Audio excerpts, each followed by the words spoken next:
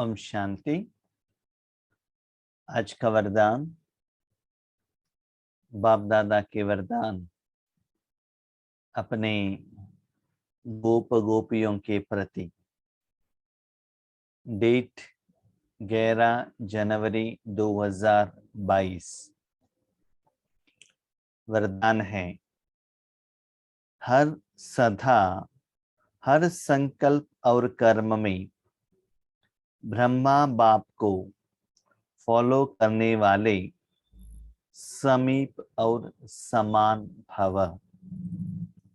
सदा हर संकल्प और कर्म में ब्रह्मा बाप को फॉलो करने वाले समीप और समान भव। हम सभी जानते हैं ये अव्यक्त मास चल रहा है। हमारे जो प्यारे बाबा ब्रह्मा बाबा संपूर्ण बने, अव्यक्त बने, तो हमें भी स्पेशली इस मास में ब्रह्मा बाबा को याद करना है, ब्रह्मा बाबा का गुण गायन करना है, साथ साथ स्पेशली बाप दादा समान बनना है। तो जिनके साथ आप जितना समय रहेंगे, चाहे तन से मन से जीवन में, उनके पास जो गुण है, विशेषता है या अवगुण है, संस्कार है, वो हमारे ऊपर आ जाएगा। जैसा संग वैसा रंग। तो बाबा कहते हैं जितना निरंतर जिसके साथ में आप रहेंगे, तो उतना उनमें जो गुण है, चाहे अच्छा हो या बुरा हो, वो आप में आ जाएगा, चाहे जाने में या अनजाने में। तो ब्रह्मा बाप समान बनना है तो हर संकल्प और कर्म में आपको क्या करना है? Follow father. तो ब्रह्मा बाबा ने क्या किया? हर सेकंड शिव बाबा को अर्पण किया और उन्होंने अटेंशन रखा कि हर सेकंड मेरा बाबा शिव बाबा मेरे साथ में है। चेक किया, शिव बाबा उनके साथ में थे, उनके तन में थे और ईश्वरीय सेवा की। लेकिन ब्रह्मा बाबा को उसके साथ साथ में इतना बड़ा एग्जाम भी आ गए, पहाड़ की जैसे परिस्थितियां भी आ गई, विघ्न भी आ गए और लोगों से बहुत कुछ सुनना पड़ा। फिर भी ब्रह्मा बाबा ने कभी भी अपना स्वस्थिति को नहीं खोई, कभी भी गुस्से पर नहीं आए। हर बात को बाबा ने सोचा कि जो होता है कल्याण के लिए, नथिंग न्यू। माना बाबा का जो हर पॉइंट था ना, उसे अपने जीवन में धारणा की। हमें तो ज्ञान मालूम है, जानते हैं, दूसरों को कोर्स भी कराते हैं, क्लास भी करते हैं, बहुत अच्छा अच्छा भाषण भी करते हैं। लेकिन वही टेस्ट, एग्जामिनेशन, परिस्थिति हमारे जिंदगी में आ जाएगा तो उससे हम प्रभावित हो जाते हैं। ज्ञान, धारणा, ड्रामा, ये सभी हम भूल जाते हैं।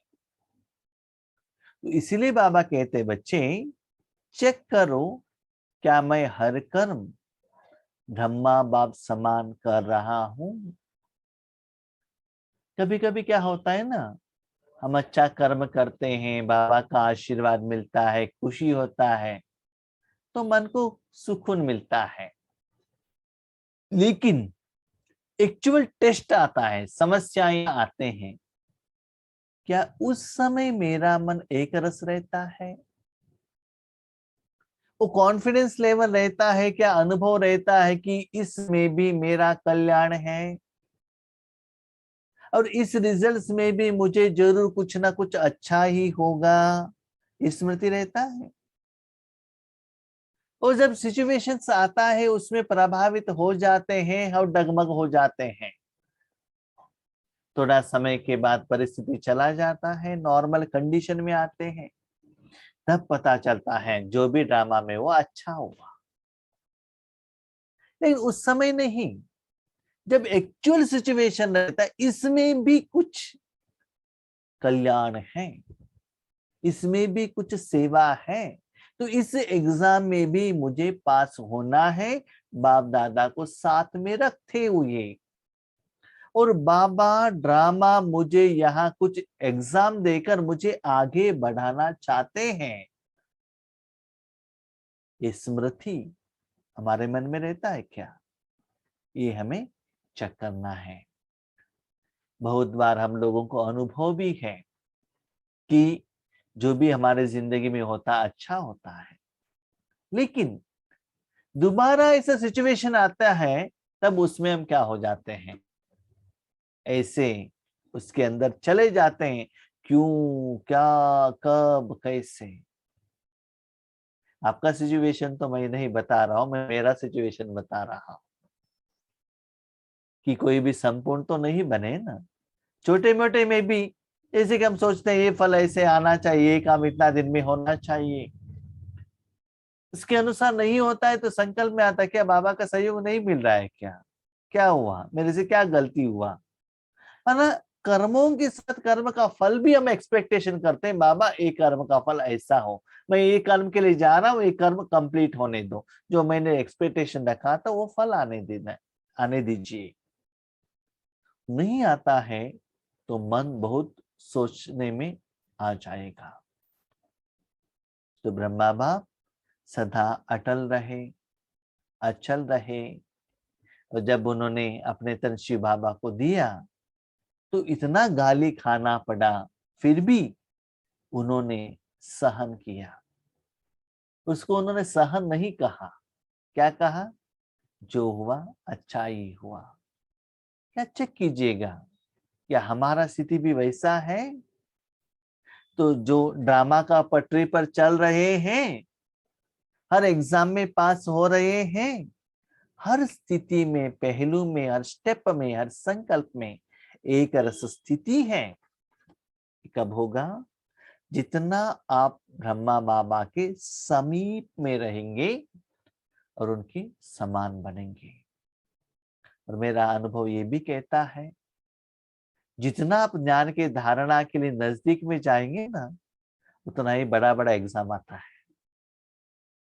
जैसे कि आईएएस, आईपीएस, सीए, अच्छे पोजीशन वाले, माना अच्छा सैलरी वाले, जब एग्जाम के लिए जाते हैं ना, तो दुनिया में, स्पेशली इंडिया में, थोड़े लोगों को ही पास करते हैं यूपीएससी एग्जाम, सी एग्जाम्स। ठीक है? तो ऐसे ही जब आप हायर लेवल में सेवा में जाते हो, ज्यादा ज्ञान को धारणा करने के लिए जाते हो और अपने मन को फास्ट परमात्मा के तरफ लेकर जाते हो, तो माया भी चुप नहीं रहती है। क्योंकि 63 जन्म उनके साथ रहे ना, ऐसे ही आराम से जाने के लिए देगी क्या? वो भी अपना प्रभाव आपके ऊपर डालेगी भी, लेकिन डरना नहीं है। लक्ष्मी नारायण बनना, नंबर 1 रैंक लेना कोई आसान नहीं है। उतना हायर लेवल का एग्जाम पास करेंगे तभी तो वो पोजीशन में पहुंच सकते हैं ना। तो जैसे ब्रह्मा बाप ने दृढ़ संकल्प से हर कार्य में सफलता प्राप्त की, यस, बाबा के आधार पर, बाबा के श्रीमत के अनुसार मैं कर्म कर रहा हूं, तो हर संकल्प में मुझे सफलता मिलना ही है, मिलेगा ही। ये दृढ़ता था। क्या इसमें मिलेगा कि नहीं मिलेगा? नहीं मिलेगा तो क्या होगा? एक क्वेश्चन मार्क, कॉमा भी ब्रह्मा बाबा के मन में नहीं आया था। एक बाप दूसरा न कोई, यह प्रैक्टिकल में कर्म करके दिखाया।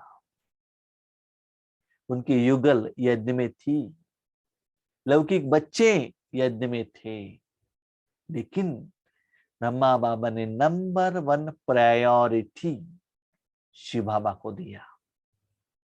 और बाकी जितना भी यज्ञवत्स थे सभी लोगों को एक ही जैसे देखा। जैसे ऐसा नहीं कि ये मेरा बेटी है लौकिक का, ये मेरे युगल है, ऐसा एक्स्ट्रा प्यार एक्स्ट्रा मोह नहीं दिखाया। और जिनमें जो विशेषता थी उस विशेषता को यज्ञ में यूज किया और सभी लोगों को एक की जैसे पालना दी। लेकिन प्यार, अटैचमेंट, मोह, मेरापन सिर्फ शिव बाबा के साथ में था, तो शिव बाबा को अपना बनाया। हम लोग क्या करते हैं, मेरा कार, मेरा बिल्डिंग, मेरा जॉब, मेरा सैलरी, मेरे बच्चे, मेरे पत्नी, मेरे बिजनेस, मेरा बैंक बैलेंस, ये सभी मेरा होने के बाद लास्ट जब योग पर बैठते मेरा बाबा तब आ जाता है। ऐसा नहीं, पहला कौन, बाप दादा पहले आना चाहिए। अपनी जिंदगी में चेक कीजिएगा आप किसको प्रायोरिटी देते हैं। सब कुछ सेवा होने के बाद, कर्म होने के बाद, सभी को फोन करने के बाद टाइम बचा तो राजयोग में बैठेंगे, नहीं तो उनको प्रायोरिटी, शरीरधारियों को और लौकिक कर्म के लिए हम ज्यादा प्रायोरिटी देते हैं। कभी भी ब्रह्मा बाबा दिल शिकस्त नहीं बने, सदा नथिंग न्यू के पाठ से विजयी रहे। हिमालय जैसे बड़ी बात को भी पहाड़ से रूही बनाए रास्ता निकाला। हिमालय जैसे बड़ी बात माना, आपके आगे बड़ा कुछ दिखाई नहीं देता है, लेकिन ऐसा समस्या से ऐसे बड़े रूप में आ जाता है। फिर भी समस्या आएगा तो भी वो बाबा को अर्पण कर दीजिएगा। बाबा के सहयोग से, राजयोग से आपको ऐसा लगना चाहिए कि भगवान के कारण ही ये जो बड़ा समस्या जो हमको लग रहा था बहुत छोटा हो गया है, भगवान के कारण। ये आपको एहसास होना चाहिए। कभी घबराए नहीं, ऐसे सदा बड़ी दिल रखो, दिल खुश रहो। यज्ञ की स्टार्टिंग में ओम मंडले के नाम पर जब यज्ञ चल रहा था तो पवित्रता के प्रति बहुत कुछ झगड़ा चल रहा था। एक बार जो बहनें यज्ञ में आए थे, उनका जो युगल पति थे, जिनको काम वासना का जो संस्कार था वो इच्छा उनको पूर्ण नहीं हो रहा था, तो वो लोगों ने क्या किया, एक बार यज्ञ में आके शोर मचाया और बहुत सारे चीजों को लेकर फेंक दिया और आग लगाया। उस समय ब्रह्मा बाबा वहां नहीं थे, तो ब्रह्मा बाबा को पूछे बिना कोई कुछ कर नहीं सकता था। ऐसे भी हो गया, वो लोग चले गए। उसके बाद ब्रह्मा बाबा आ गए। सभी यज्ञवत्सों को गुस्सा आया था। सभी लोग कहने लगे बाबा हम अभी पुलिस स्टेशन जाएंगे और कंप्लेंट देंगे। तो बाबा ने कहा नहीं। क्यों? बच्चे देखो वो तो अज्ञानी है, हम भी वैसे करेंगे तो हमारे में और उनमें क्या डिफरेंस रहता है, इसीलिए हमें ऐसे बिहेव नहीं करना है। जो भी उन्होंने चीज फेंका है ना वो यज्ञ में लेकर आओ, सजाओ। माना थोड़ा सा भी पिन पॉइंट भी जिन्होंने जो कर्म किया उसके प्रति नेगेटिव संकल्प नहीं आया, नहीं। वो आत्मा ने अपना पार्ट निभाया है, हमें अपना पार्ट निभाना है। ये कब होता है? जब आपका मन स्टेबल हो, आपका मन शांत हो और अपने जिंदगी में आपने ईश्वरीय ज्ञान को धारणा किया हुआ हो समस्या के समय पर, तभी ये स्थिति आपका आ सकता है।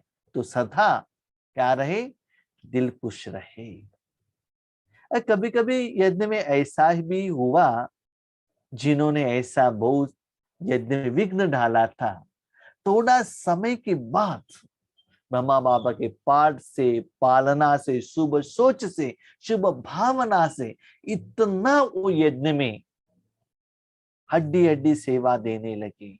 ऐसे हमने सुना है कि निर्भय भाई ऐसे आए थे कि ब्रह्मा बाबा को कुछ करने के लिए, लेकिन ब्रह्मा बाबा का प्यार ने उनको ऐसे खिंचवा दिया। जैसे कि आपने सुना होगा, पंचम सिंह करके एक डाकू है, जैसे कि पूलन देवी के जैसे, तो उनको भी बाबा ने प्यार द्वारा इतना परिवर्तन किया। इसका मतलब चाहे यज्ञ में, चाहे आपके पर्सनल कोई कुछ भी कहे करे, उसका एहसास थोड़ा भी आपके ऊपर उस आत्मा के प्रति नेगेटिव या शाप के रूप में, गुस्से के रूप में नहीं आना चाहिए। वो आत्मा ने कर्मों के हिसाब किताब के अनुसार यथार्थ पाठ निभाया है, तो मुझे क्या करना है? सोच लीजिए, क्या हमारा स्थिति ऐसा है? किसी ने कुछ कहा तो कितना गुस्सा आता है, मेरे बच्चे ने ऐसे कहा, मैं तो बड़ा हूं, मुझे रिस्पेक्ट ही नहीं देते हैं, मैं तो मालिक हूं, मेरे मजदूर ने ऐसे कहा, मेरे पास तो कितना करोड़ों पैसा है, मेरे आगे इन्होंने कहा, तो तुरंत हम फील हो जाते हैं, वो स्मृति आ जाता है कि मैं मालिक हूँ, मैं पैसे वाला हूँ, मैं श्रेष्ठ हूँ, मैं करोड़पति हूँ। ये हम भूल जाते हैं कि मैं आत्मा हूँ, कि उनको शांत करने का काम हमारा है, हम भूल जाते हैं। तो बार बार बार उसको याद दिलाना पड़ता है। इसीलिए जैसे कि पानी है ना, अपने स्वस्थ स्थिति को कभी भी खोती नहीं है, शांत रहती, जहां भी जाती है ना, जिस चीज के साथ भी जाती है, वहां साफ करना ही उसका काम है। पानी का काम क्या है? चाहे कपड़ा हो, चाहे वो व्हीकल हो, चाहे हमारा शरीर हो, चाहे बर्तन हो, जो भी हो, जहां भी जाते, जहां का जो किचड़ापन है उसको क्लीन करना है, पानी का काम है। तो हम सभी कौन है? ऐसे शुद्ध अभिमान वाले, पवित्र वाले आत्मा ये है ना, हमारा गंदगी उनमें नहीं लगना चाहिए। परमात्मा का जो स्नेह और प्यार से उनमें जो कमियां है ना, ये जाना चाहिए। ऐसा नहीं कि आपको ईश्वरीय ज्ञान देना, माना आत्मा का उनका ज्ञान दो, परमधाम का दो, राजयोग का दो, नहीं। कभी कभी आगे वाला का व्यक्ति इतना गुस्से में, आप शांत में रहेंगे, इससे भी उनको ईश्वर का एहसास हो सकता है, सेवा भी हो सकता है। ये बहुत अच्छा काम करता है। भले आपने दिया हुआ ज्ञान उनको याद न रहे, लेकिन आपकी जिंदगी में जो धारणा है ना, उनके प्रति जो भावना है ना, वो बहुत कुछ काम करता है। इसीलिए ब्रह्मा बाप ने करके दिखाया है, एग्जाम्पल बने, तो आपको फॉलो फादर करना है। तो हर कदम में ब्रह्मा बाप को फॉलो करो, तो समीप और समान बन जाएंगे। हर बात में, हर आत्मा के प्रति शुभ सोचना, कल्याण के बारे में सोचना, तो ब्रह्मा बाप समान बन जाएंगे। इसके लिए क्या करना है? स्लोगन, अतीन्द्रिय सुख का अनुभव करना है, तो गोपी वल्लभ की सच्ची सच्ची गोपिका बनो। देखो, लौकिक में भी कोई एक स्त्री किसी एक शरीरधारी पुरुष को प्यार करती है, लव करती है, तो क्या होता है? भले शादी के पहले या शादी के बाद, उनमें बहुत प्यार है, तो मन सदा उनके साथ में रहेगा। भले इन दोनों के बीच में कितना भी अंतर हो, किलोमीटर के हिसाब से कहां भी रह रहे हो, लेकिन मन कहाँ रहेगा? अपने गोपी वल्लभ जिनको वो प्यार कर रही है, तो वो सदा उनके साथ में रहना ही चाहती है, चाहे तन से चाहे मन से। क्यों? क्योंकि उनको अपना पति परमेश्वर करके मन से एक्सेप्ट कर लिया है। अपना प्यार भी देती है और उनका प्यार भी लेती है। तो ऐसे ही भगवान को क्या बनाओ? अपना पति बनाओ, रूहानी पति बनाओ, उनसे प्यार रखो, तब उनके साथ में रहना आपके लिए आसान हो जाएगा। पहले जमाना ऐसा था, शादी करके देने के बाद लड़की घर में आती थी या फोन पर माँ बाप से बात करती थी तो कहते थे नहीं नहीं बच्चे, हिंदू संप्रदाय में ऐसा है, शादी होने के बाद कुछ भी हो जाए आप उनके साथ में ही रहना है, गलती आपका ही है, आपको सहन करना पड़ेगा, उनके साथ रहना पड़ेगा। वो तो एक जमाना था। लेकिन आज ऐसा जमाना आ गया है, शादी करके जाने के पहले माँ कहती देखो आपके पति ने कुछ कह दिया तो घर आ सकते हो, डाइवोर्स ले सकते हो। ये अभी का व्यू है, ठीक है। तो वो जो स्त्री को जितना भी दुख दर्द होता था, लेकिन एक इच्छा रखती थी कि ये मेरा पति है, ये मेरे से श्रेष्ठ है, सदा प्यार के खातिर वो पति के साथ रहती थी। लेकिन हमारा पति तो इतना ज्ञान का सागर है, प्यार का सागर है, सुख का सागर है, जितना वो गोपी वल्लभ के साथ मन से आप रहेंगे तब भी उनका संस्कार आप में आ जाएगा, तब भी आप उनके समीप रह सकते हैं और समान बन सकते हैं। क्योंकि कोई एक व्यक्ति को पिता मानेंगे, एक गुरु मानेंगे या माँ मानेंगे या फ्रेंड मानेंगे, तो भी इतना क्लोज रिलेशंस में निरंतर में नहीं रह सकते हैं। क्लोजेस्ट, डियरेस्ट एंड नियरेस्ट था एक ऐसे संबंध है, पति पत्नी का संबंध है, वो दोनों साथ में रहते हैं। इसीलिए बाबा के साथ में रहना है माना ऐसा मत सोचिएगा कि रात में सोने के टाइम पर बाबा का फोटो को अपने शरीर के ऊपर रखकर हाथ ऐसे करके सोना, ऐसा नहीं है। मन में बाबा को रखिएगा, बाबा से प्यार रखिएगा, तो बाबा का जो सच्चा प्यार मिलता है ना, तो बाबा ने कहा सच्चे गोपिका बनो। तो सच्चे गोपिका में और झूठ गोपिका में क्या अंतर है? तो बाबा कहते हैं सच्चे गोपिका माना परमात्मा में जो सच्चाई है। सत्य क्या है? आत्मा, शांति, सुख, आनंद, प्यार, पवित्रता, शक्ति, गुण का अनुभव करना, और पति का जो जायदाद है उसे सभी को बांटना, इसको कहते सच्चे गोपिका। तो झूठ गोपिका कौन है? बाबा मुझे व्हीकल दिलाओ ना, मुझे गहने दिलाओ ना, मुझे ये बिल्डिंग दिलाओ ना। शरीर के लिए जो भी आप परमात्मा से मांगते हो, पूछते हो, तो समझ लीजिए आप झूठा गोपिका हो। सत्य जो आत्मा में जो है, परमात्मा में जो है, वो आप लेते हो और बांटने के लिए निमित्त बनते हो, उसको कहते सत्य गोपिका। तो आप अपने को चेक कीजिएगा किस आधार से, किस भावना से आप बाबा से शादी किया है, किस भावना से बाबा के साथ रह रहे हो। अपने स्वार्थ के लिए या निस्वार्थ के लिए, स्व कल्याण के लिए या विश्व कल्याण के लिए। स्व कल्याण के लिए तो भी आत्मा के कल्याण के लिए या शरीर का कल्याण के लिए, चेक कीजिएगा। इसके आधार पर बाबा का सच्चा प्यार मिलेगा। जब सच्चा प्यार मिलेगा तब ही आप निरंतर बाप दादा के साथ रह सकते हो, समीप रह सकते हो, तब भी बाप दादा समान बन सकते हैं। ठीक है, हम सभी यही चाहते हैं, आप सभी लोग बाप दादा के सच्चे सच्चे गोपिका बने। इसीलिए बाबा कहते हैं अतीन्द्रिय सुख पूछना है तो गोपी वल्लभ के सच्चे सच्चे गोपी के ओर से पूछ लीजिए। ठीक है, तो अभी थोड़ा समय उसी स्वरूप में योग करेंगे। ठीक है, अच्छा, ओम शांति।